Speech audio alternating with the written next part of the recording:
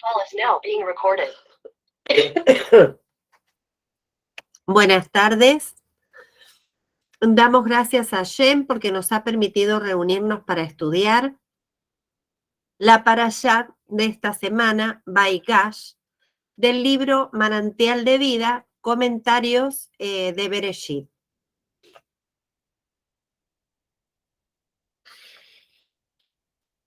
Voy a leer el versículo y por favor cada uno puede abrir el micrófono para leer la parte que está en negro, levantando la manito. Y se acercó a él Yehudá. Adelante, señor Juan Manuel.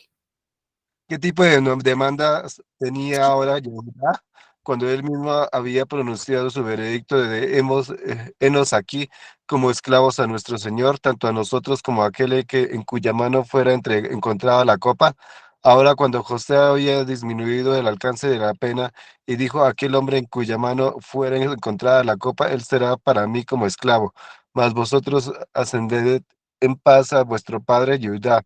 Se arrepintió súbitamente para oponerse. Gracias, señor Juan Manuel. Yehudá suponía en principio que había llegado la hora de ser castigados por el pecado cometido con la venta de Yosef. En vista de que ellos habían vendido a Yosef como esclavo, ahora son tomados todos ellos como esclavos. Por eso dijo, ¿qué diremos a nuestro Señor? ¿Qué hablaremos y cómo nos justificaremos? El Señor ha hallado la transgresión de tus siervos. Bereshit 44:17. Es decir, el pecado de haber vendido a Yosef.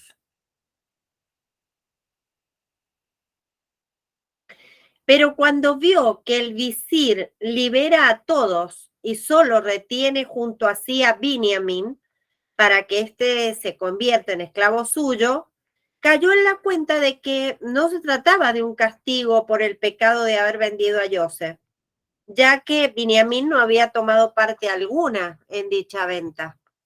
Pues entonces solo restaba pensar que se trataba de una falsa acusación.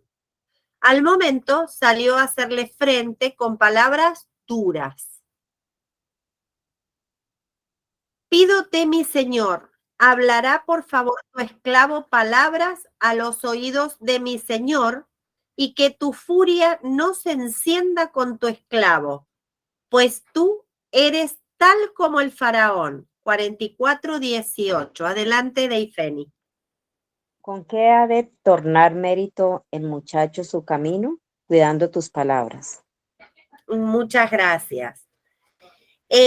Hablará, por favor, tu esclavo, palabras a los oídos de mi señor.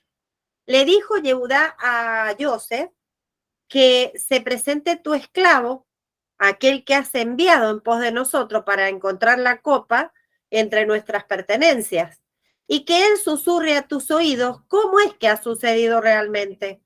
Pues quién mejor que él sabe que todas tus calumnias en contra nuestra carecen de base y de fundamento. Pues tú eres tal como el faraón. Está diciendo, ante mis ojos eres tan importante como un rey. Según el Midrash, finalmente serás castigado con la lepra por su causa, tal como fue castigado el faraón. Otra explicación, tal como el faraón decreta y no cumple, promete y no actúa, también tú así, según Rashi. Yehudá utilizó el lenguaje de los grandes políticos. Dijo 3 palabras en hebreo. Pues tú eres tal como el faraón, que pueden interpretarse como expresión de honor y de respeto. Ante mis ojos eres tan importante como un rey. Ahora también como amenaza. Finalmente serás castigado con la lepra. O como una humillación bien maquinada, tal como el faraón decreta y no cumple, también tú así. Todas estas interpretaciones de Rashi estaban en la intención de Yehudá, cuando se expresó así ante Joseph. Como si le hubiera dicho, puedes interpretarlo como te plazca. Yo, empero, me refiero a todas esas opciones. Cuando Joseph sujetó a Binyamin y les dijo, él será para mí como esclavo, le dijo Yehudá, Binyamin, ¿tú estás prisionero y habrá paz en la casa de papá? Montó Yehudá en cólera y rugió con potente voz.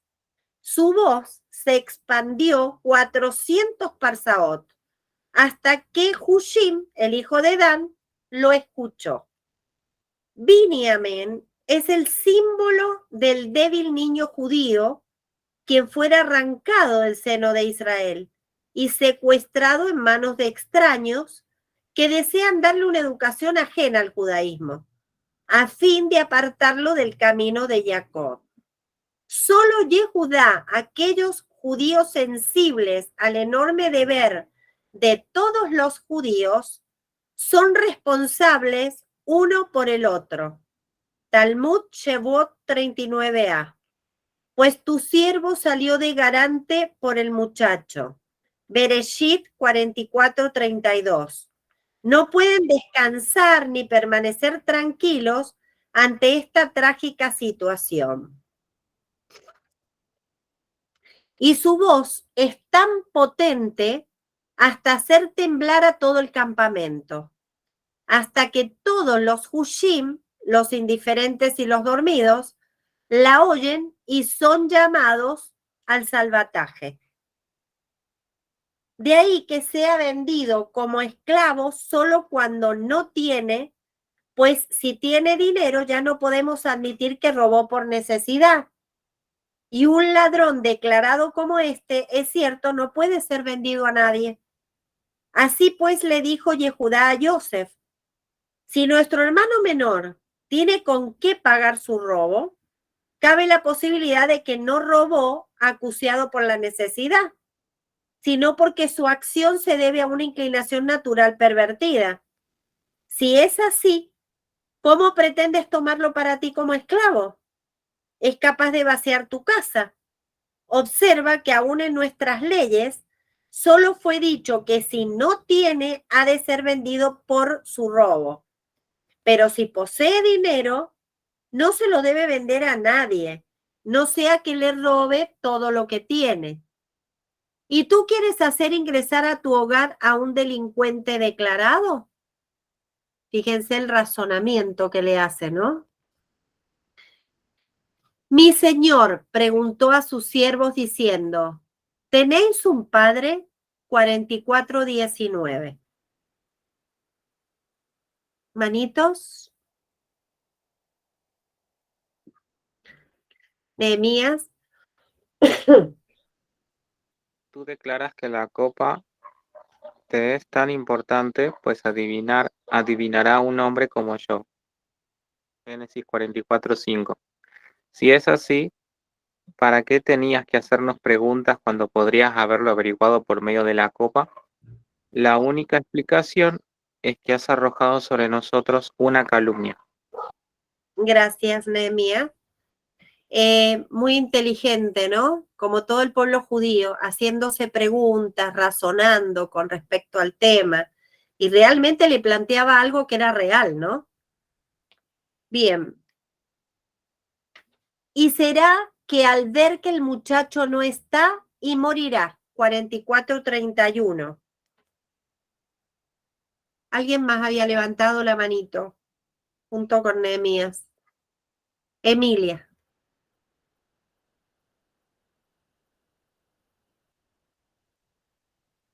Tienes el micrófono cerrado, Emilia. Perdón. Puede ser que si le contamos la verdad tal cual es, que Binyamin robó, nuestro padre se sobreponga y concuerde en que merece un castigo. Nuestro padre es un hombre muy piadoso y amante de la verdad, pero no tendremos siquiera ocasión de contárselo, pues cuando nos verá regresar sin Binyamin, y será que al ver que el muchacho no está, y morirá, fallecerá de inmediato a causa del tremendo dolor, aún antes de que nos sea posible referirle lo ocurrido. Gracias. ¿Se acuerdan que Yehudá se había comprometido a traerlo de nuevo con vida hasta donde estaba Jacob? Jacob ya había perdido un hijo, que era Joseph, y tenía mucho miedo de perder a Binyamin. Entonces él no quería que fuera, pero finalmente tuvo que ceder. Pero obviamente ellos, los hijos, sabían que si no volvía Binyamin, esto le iba a provocar la muerte a Jacob. No le iba a dar tiempo a nada, a decir nada. Cuando no lo viera volver, ya no iba a dar tiempo ni siquiera a dar una explicación. Esa era la preocupación grande que tenía Yehudá. Vamos a pasar a la otra. Pues, ¿cómo ascenderé a mi padre y el muchacho no se encuentra conmigo? 44, 34. Manito, Emilia y... no, Raquel, adelante. No ha levantado la manito. Emilia. Esto debe decírselo cada judío a sí mismo. ¿Cómo ascenderé posteriormente a mi Padre Celestial, en tanto que los días de juventud no me acompañan? Por ende, es menester poner sumo esmero en que los años de la juventud no se desvanezcan inútilmente en cosas sin sentido. Así también debe decirse cada padre judío sobre sí mismo. ¿Cómo ascenderé a mi Padre Celestial en tanto que los pequeños niños no están conmigo? Pues no los he educado en el camino de la Torá y el judaísmo. Gracias. Vieron que acá hace un paralelo entre lo que está ocurriendo allí y lo que va a ocurrir en el día del juicio.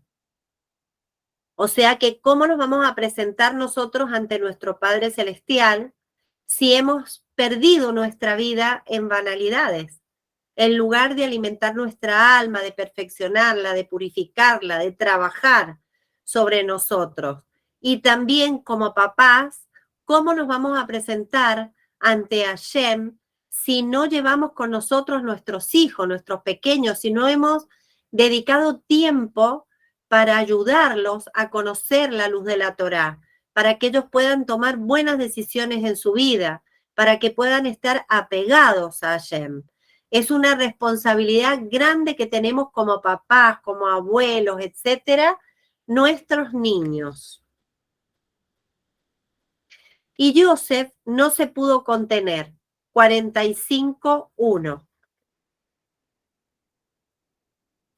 Adelante, Deifeni.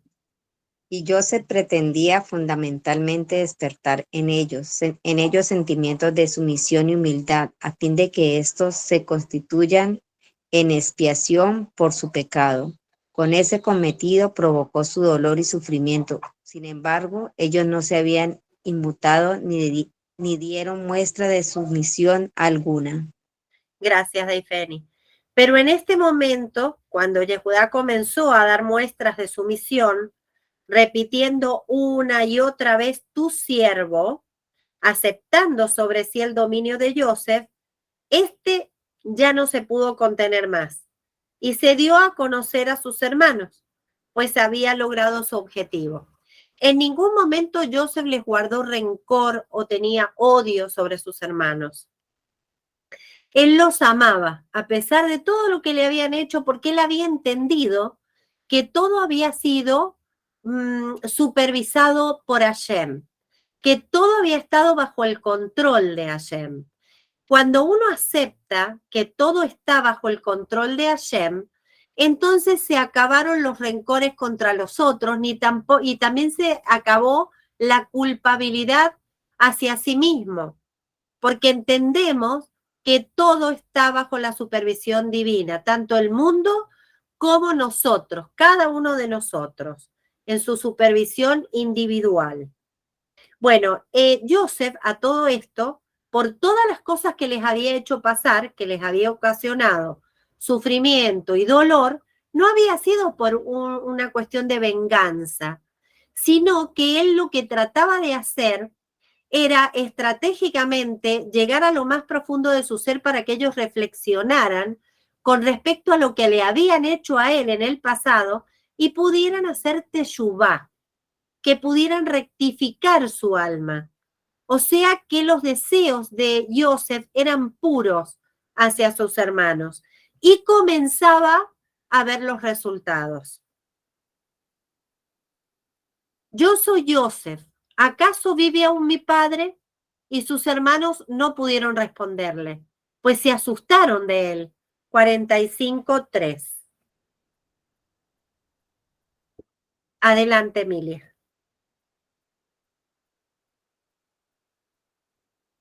Emilia o Hugo, pero si abren el micrófono mejor. Ay, perdón. Yehudá argumentaba contra Yosef.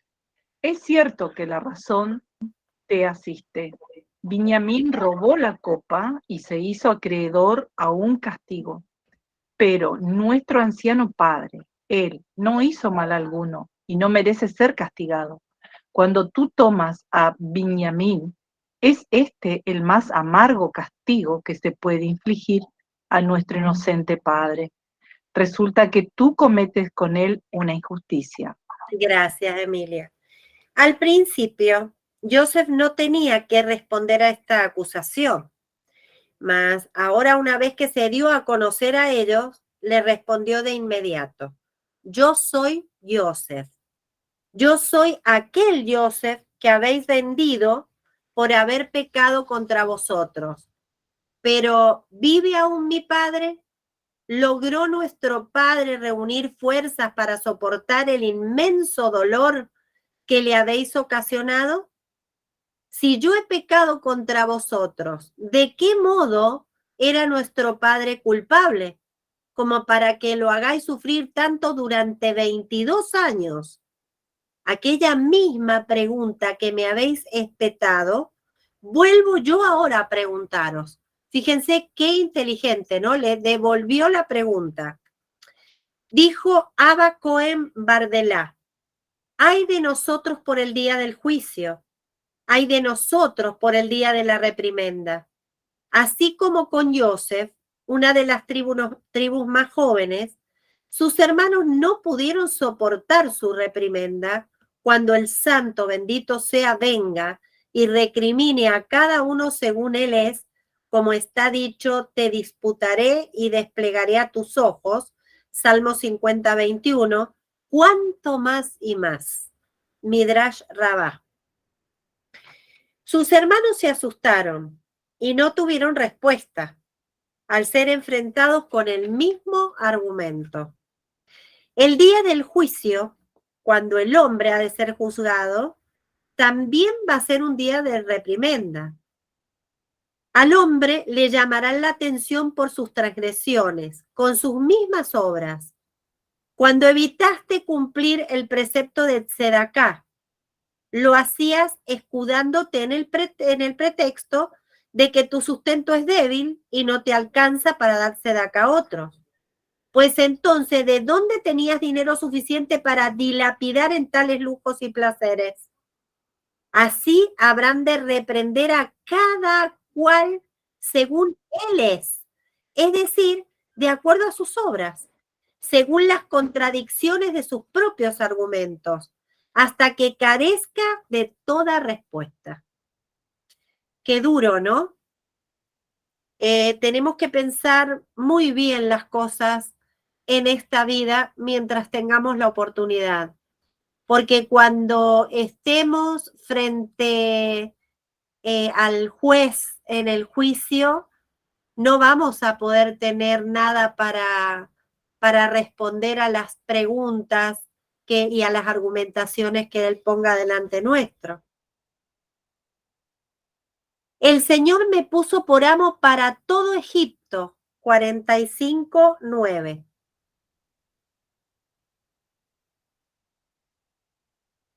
Emilia o Hugo.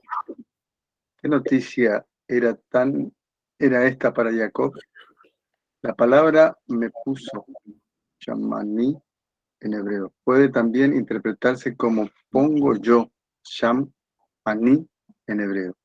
Es decir, yo coloco al Señor como amo sobre Egipto. Por mi intermedio es difundido el nombre de Adonai, que Él es el verdadero amo del universo. Para Jacob debe ser así. Era, por cierto, una noticia. Gracias, Hugo. Qué bárbaro, ¿no? Y es cierto que la verdad que Joseph, a través de todas sus acciones, dio a conocer al verdadero Dios, al único Dios. Y te asentarás en la tierra de Goshen y estarás cercano a mí, tú y tus hijos. 45:10. Nehemías. Joseph temía que de vivir juntos podrían surgir riñas entre sus hombres y los miembros de la familia paterna, lo que iría en detrimento del cariño mutuo. Por eso dijo, y te asentarás en la tierra de Goshen, es decir, no absolutamente juntos, de modo que estarás cercano a mí, tú y tus hijos. Permaneceremos siempre cercanos con alma y vida sin que nuestro cariño se vea perturbado. Gracias, Nehemías. Cuentan de Rabí David Aleví, el autor de Turei Saaf, que no quiso verse con su padre desde el momento en que ascendió al rabinato, a fin de no faltarle el respeto cuando aquel pretendiera rendirle honores en virtud de su investidura rabínica. Así también Joseph temía que su padre se viese obligado a rendirle tributo en su carácter de virrey, faltando así al honor paterno. Con ello se explica el porqué de su negativa de vivir juntos, sino y te establecerás en la tierra de Goshen. Ustedes saben que, perdón, Joseph les había advertido a ellos que cuando los presentara ante el faraón, ellos dijeran que eran pastores y que tenían ganado y que siempre se habían dedicado a eso. ¿Para qué? Justamente para esto, para que él les diera la tierra de Goshen, para que vivieran alejados de los egipcios. También Joseph tenía temor de que fueran asimilados. Entonces lo mejor era que se mantuvieran alejados. ¿Y por qué los iba a mantener alejados? Porque sabemos que el pueblo de Egipto aborrecía a los pastores porque tenía como ídolo al cordero. Así que de esta manera él manipuló las cosas para mantener a su familia alejada de los egipcios. Pues es mi boca la que os habla. 45:12. Estudiantes universales.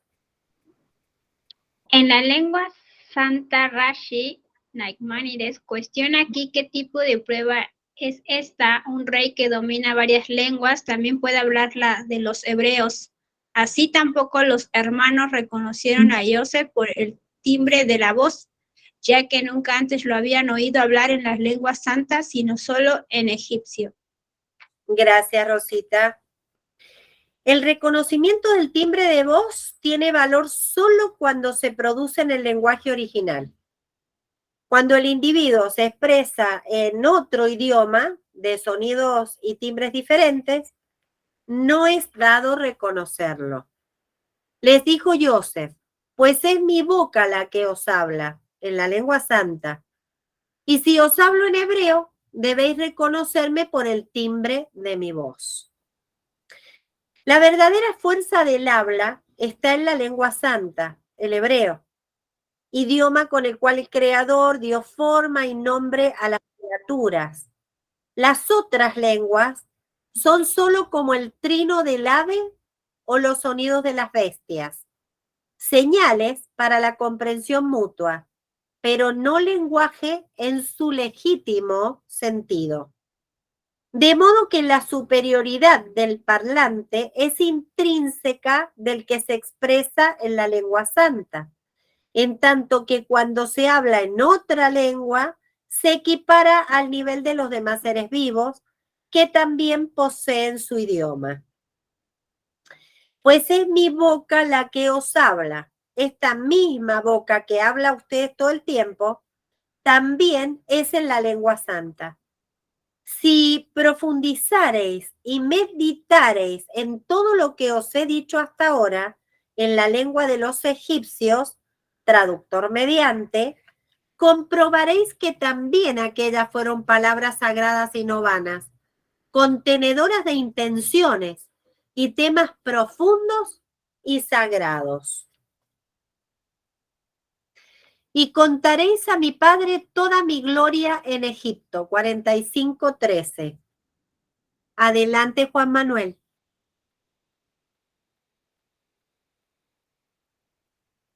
Juan Manuel.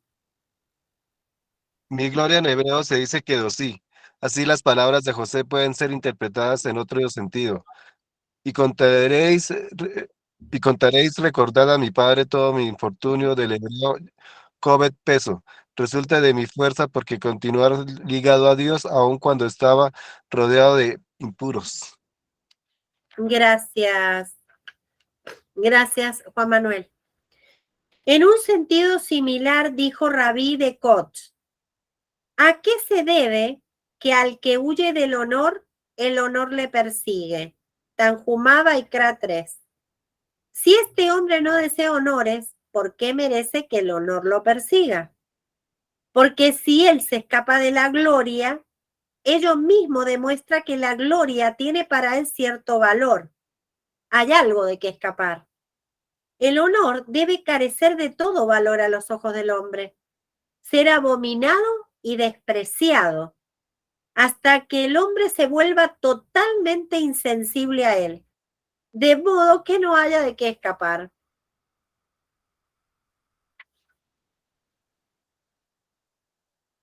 Y cayó sobre el cuello de Biniamín y Biniamín lloró sobre su cuello. 45:14. Adelante, Raquel. Y lloró por los dos Beit Amidash, el primer y segundo templo de Jerusalén, que en el futuro estarían en territorio de Biniamín y serán destruidos. Y Biniamín lloró por el Mizcan, el tabernáculo móvil del Silo, que en el futuro estaría en territorio de Joseph y será destruido. Gracias. Entonces, según Rashi, acá ellos, cuando se encontraron, se abrazaron y lloraron, en realidad no estaban llorando por ese encuentro, sino por lo que les estaba mostrando el Ruach HaKodesh, que era, estaban llorando uno por el otro.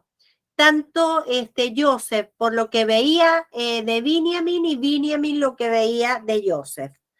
Dice, ¿por qué ahora en un momento de alegría lloraron por la destrucción a acaecer en el futuro? ¿Y por qué lloró cada cual por la destrucción correspondiente al otro y no por la propia? Dice, por eso lloraron al ver que el odio sin razón que trajo las consecuencias del presente, también sería el causante de las destrucciones del futuro.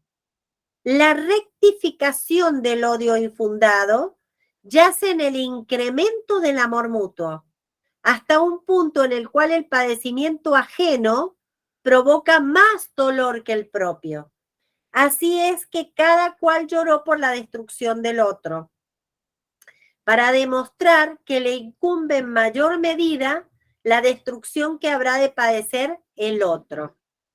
Entonces, Joseph lloró por la destrucción de los dos Betamigdash que se iban a producir en tierras de Binyamin, y Binyamin lloró por la destrucción del Mishkan que se iba a producir en la tierra de Joseph. Esto se había ocasionado por el odio gratuito. Entonces, el hecho de que cada uno llorara por el otro da la contraparte del odio gratuito, que es el amor gratuito, donde no estoy sintiendo por mí, sino por el otro. Solo un amor de tales dimensiones es capaz de rectificar el odio infundado. A todos dio, a cada hombre, prendas de vestir, y a Binyamin dio 300 piezas de plata y 5 prendas de vestir. 45:22. Adelante, Emilia o Hugo. Se puede suponer que las 5 prendas de Benjamín equivalían en valor a una de las de sus hermanos, de modo que no había lugar a la envidia entre sí. Prendas Jalifot de los hermanos. Está escrita completa y con Bab, en tanto que cuando se trata de las de Binyamin, esta misma palabra está escrita incompleta, sin Bab, pues su valor es menor. ¿A qué se debe que el Talmud se cuestiona solo la diferencia entre las prendas de vestir y nada dice del porqué de las 300 piezas de plata adicionales que Yosef regaló solo a Binyamin? Gracias. Esto obviamente lo dicen algunos sabios que razonaron al respecto, con respecto al término prendas, que es Jalifot, que lleva una Vav.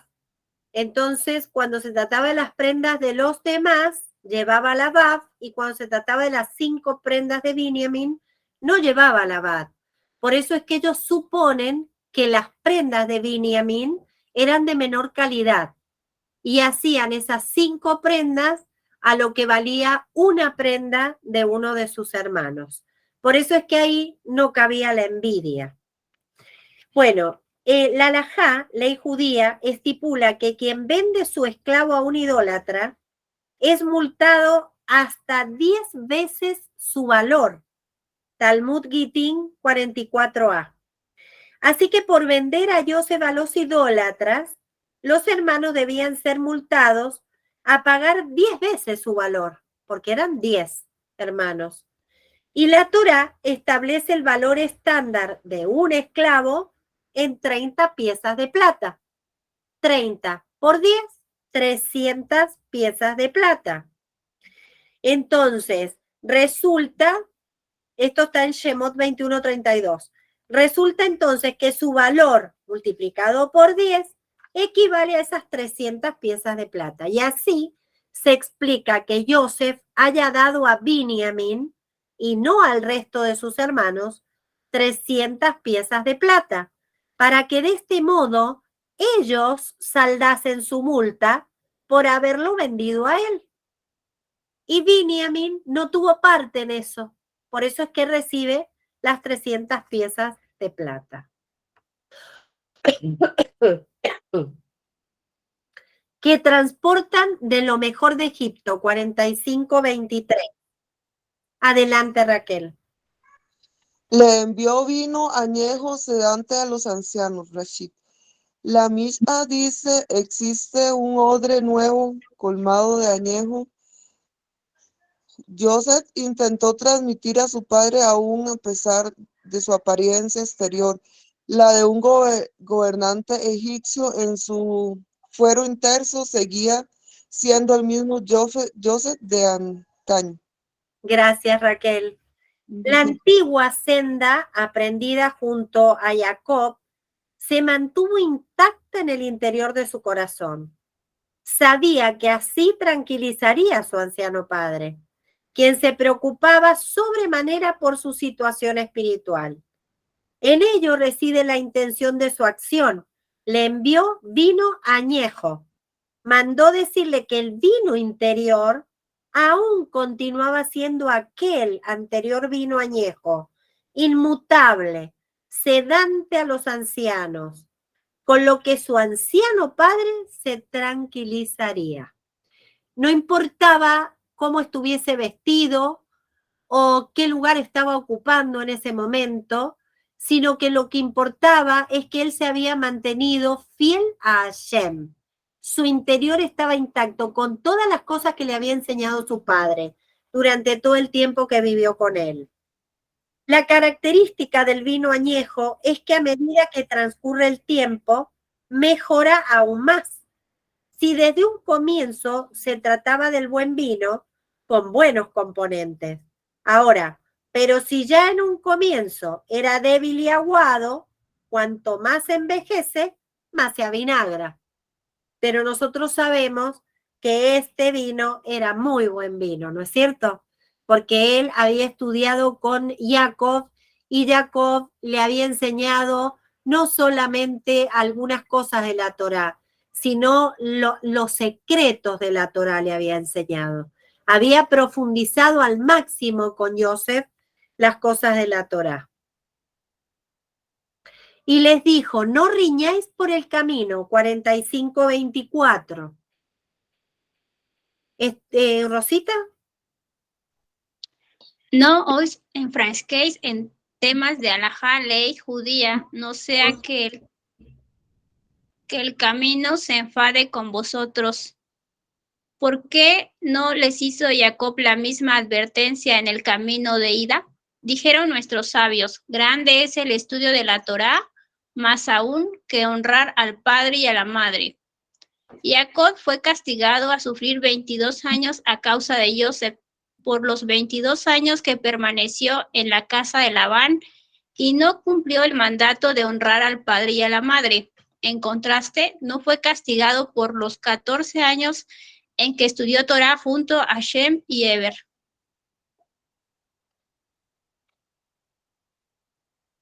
Sigue, Rosita. Por consiguiente, Jacob no precisaba advertirles antes de emprender el camino de que no se dedicaran a la halajá, ya que ellos sabían por sí mismos que la honra hacia los padres era superior al estudio de la Torá y estaban entregados plenamente a la misión que les encomendara su padre. Ahora, empero, a su regreso, cuando la halajá fue determinada en el sentido de que el estudio de la Torá es superior al honor a los padres, Yosef tuvo que advertirles que no se enfrascaran en la halajá por el camino, no sea que se le extravíen. Gracias, Rosita. En el Midrash se expresa una idea diferente respecto de la instrucción de Yosef. No os detengáis del estudio de la Torá, es decir, no interrumpáis vuestro estudio al andar por el camino. A pesar de que os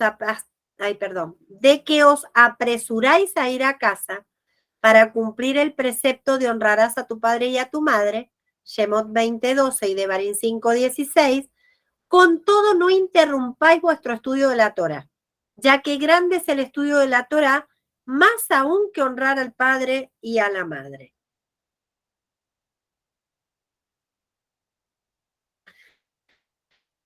Y vio las carretas que envió Yosef para transportarlo. 45-27. Raquel. Y trasladaron los hijos de Israel a su padre Jacob en las carretas que envió el faraón. Pérez 45:5. Gracias.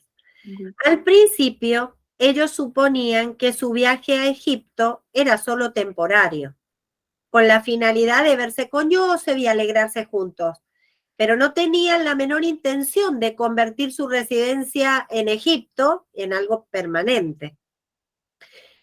Bien, expresaron nuestros sabios, todo el que reside fuera de la tierra de Israel es como si rindiera culto idólatra, pues está escrito, Shemuel 1:26-19, pues hoy me han expulsado de permanecer incorporado a la heredad de Dios, diciendo, ve y rinde culto a otros dioses.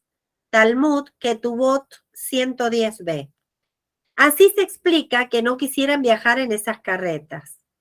Pero luego, cuando Dios se apareció a Jacob en Beersheba y le dijo, yo descenderé contigo a Egipto, Bereshit 46:4, le dio a conocer que en ese momento comenzaba el exilio en Egipto y que la travesía hasta allí no constituía un mero paseo.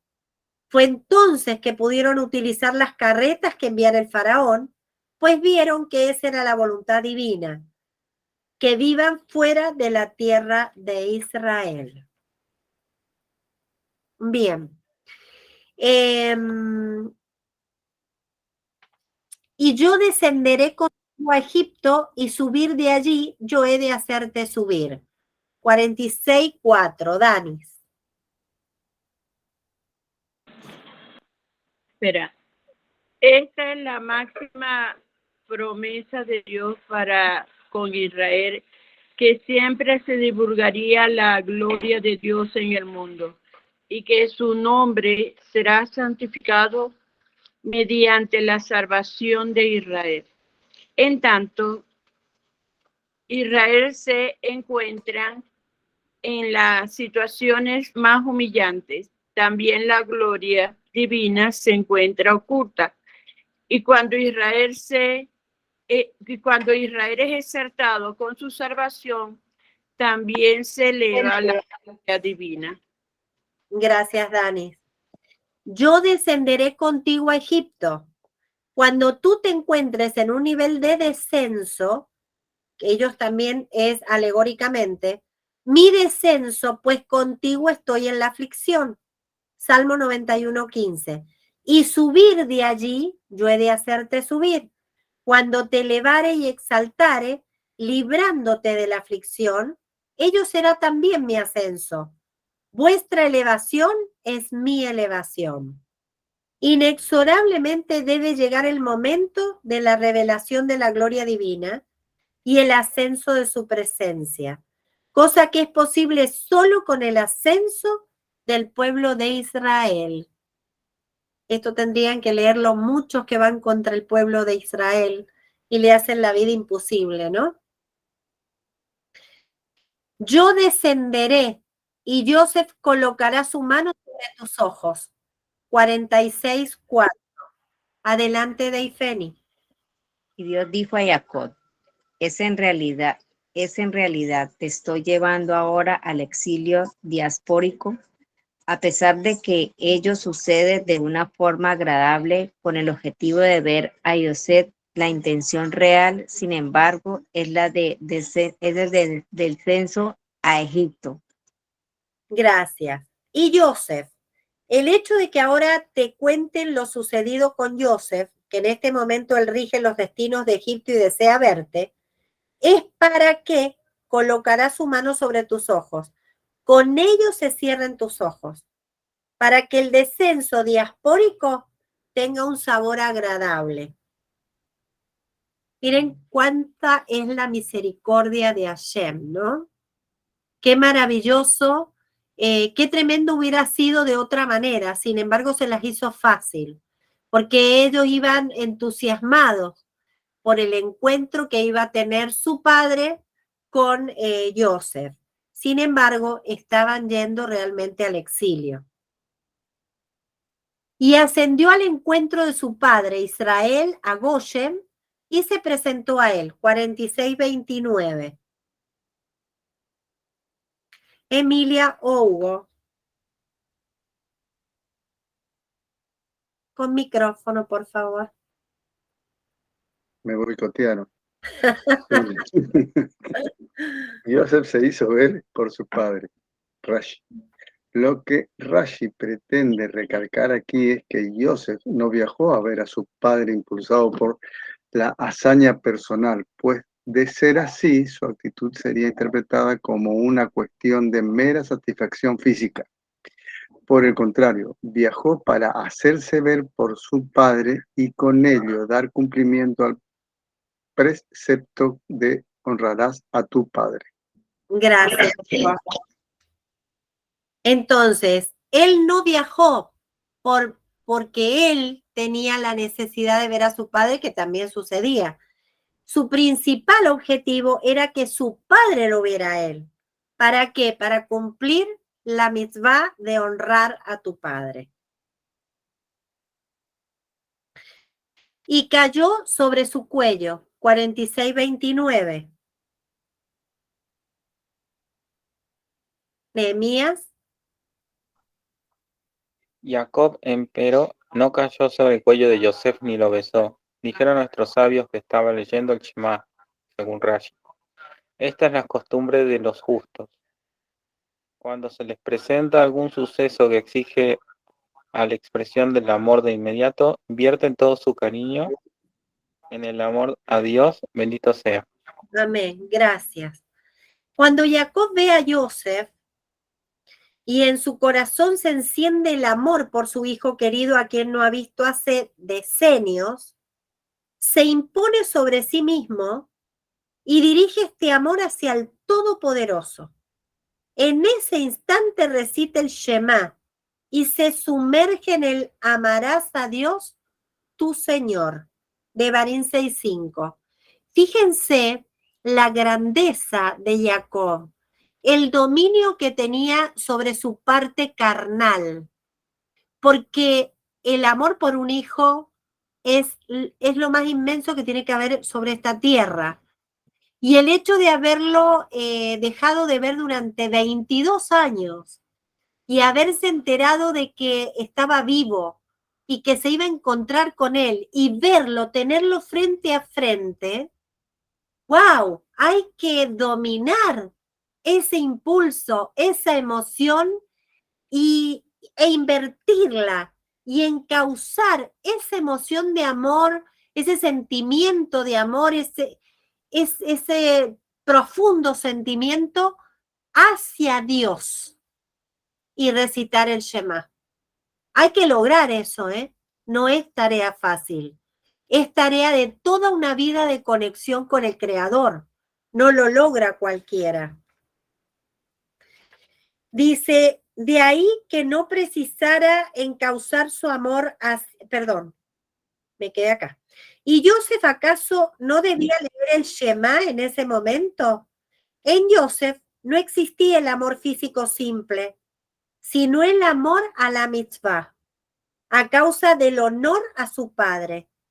De ahí que no precisara encauzar su amor hacia Dios, por cuanto esta acción suya por sí misma implicaba el amor a Dios.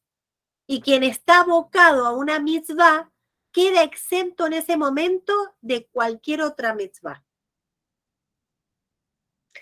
Jacob no besa a Joseph en primer instante, en lo que lo ve, pues antes desea observarlo, ver hasta dónde ha llegado en su mundo, si continúa siendo como era antes, si la impureza egipcia no ha tenido influencia sobre él como para apartarlo siquiera un ápice de la senda. Esta fortaleza de Jacob, poder sacrificar su amor al hijo querido y no abrazarlo ni besarlo en su primer encuentro con él, en virtud de una causa relacionada con el judaísmo, esta mismísima fuerza en su esencia es el concepto de Keriat Shema, la lectura del Shema, pues en ella se expresa y amarás a Dios tu Señor con todo tu corazón, con toda tu alma y con todos tus bienes. De Barín 6:5. Es decir, que el amor a Dios debe superar a todos los amores del mundo, hasta sacrificar todo el corazón, el espíritu y el alma. Y bendijo Jacob al faraón, 47:10. Emilia o Hugo. ¿Con qué bendición? Que el Nilo subiese a sus pies. Y a partir de la bendición de Jacob, el faraón iba al Nilo y éste subía a su encuentro. Rashi. Cabe deducir, pues, que Jacob lo bendijo con que el Nilo subiese a sus pies, con lo que el faraón comenzó a considerarse una deidad, como está escrito, que dijo, mío es mi río, y yo me hice a mí mismo, Lejezkel 29:3. Mientras que hasta ese momento el faraón se había visto a sí mismo como cualquier otro hombre, y Jacob podía bendecirlo. Por eso Rashi agrega que de inmediato, y a partir de la bendición de Jacob, el faraón iba al Nilo y éste subía a su encuentro. Muchas gracias. Y recolectó Joseph todo el dinero por el alimento que ellos compran. 47:14.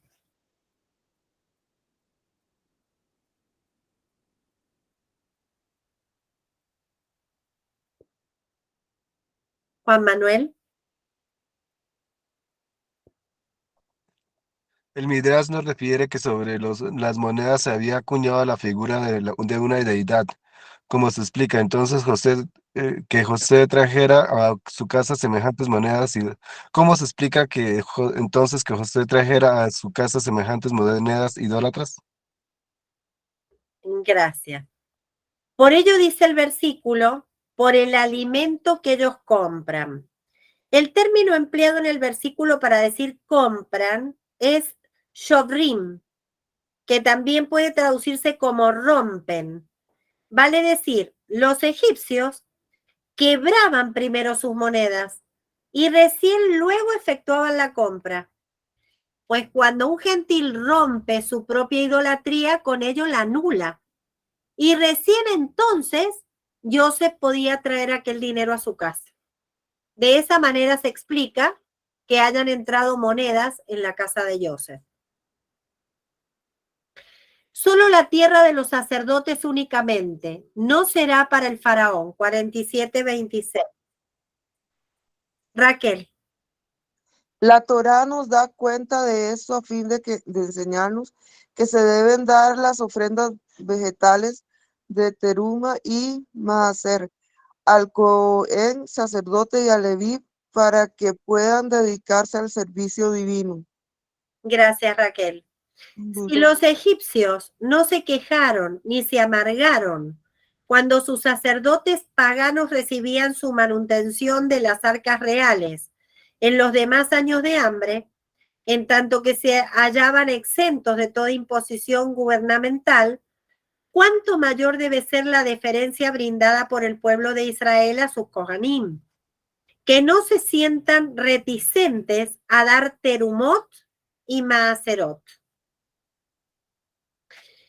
Bien, de esta manera hemos terminado la parashá y vamos a leer la Haftarat en 2 versículos. Dice, el primero, por favor, ¿alguien lo puede leer? Emilia o Hugo.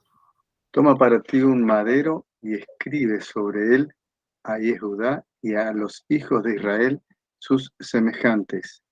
Y toma un madero y escribe sobre él a Joseph, el madero de Efraín, y de toda la casa de Israel sus semejantes. 37:16. Es Yehezkel 37:16. Gracias, Hugo. ¿A qué se debe que respecto de Yehudá la expresión empleada sea y a los hijos de Israel, en tanto que al referirse a Joseph dice y a toda la casa de Israel?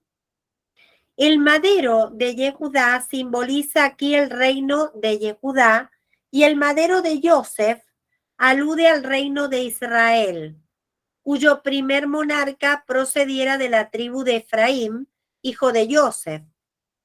Durante la escisión de Israel en 2 reinos, hubo judíos residentes en el reino de Israel que escaparon al reino de Yehudá para poder realizar la peregrinación a Jerusalén, cosa impedida por Hierabam ben Nebat, rey del reino de Israel. Resulta pues que en el reino de Yehudá se encontraban solo contados judíos pertenecientes al reino de Israel y a los hijos de Israel sus semejantes, en contraste con el reino constituido por Efraín, al que se adhirieron las 10 tribus, la parte mayoritaria del pueblo judío.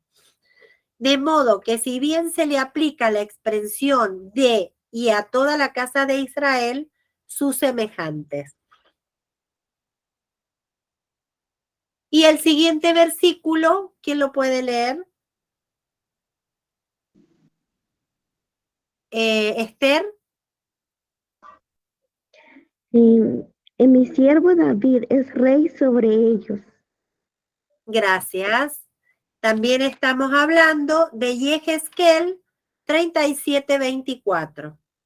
En el futuro venidero, todos los judíos se sentirán incentivados a retornar a Dios, con arrepentimiento por todas sus transgresiones del pasado, de las cuales no perdurará marca alguna. Empero, habrá muchos que sentirán vergüenza de retornar a Dios en vista de la enorme cantidad y magnitud de sus pecados. Será entonces que el rey David habrá de servirles de ejemplo. De él aprenderán la eficacia de la teshuvá para mitigar todo mal, tal cual expresaron nuestros sabios. No concordaba con David semejante acción, sino que para instruir a los demás en la teshuvá.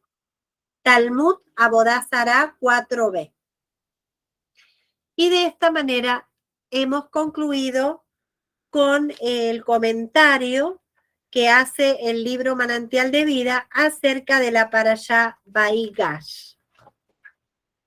Ahora vamos a continuar con los comentarios y preguntas cuando deje la grabación. Muchas gracias.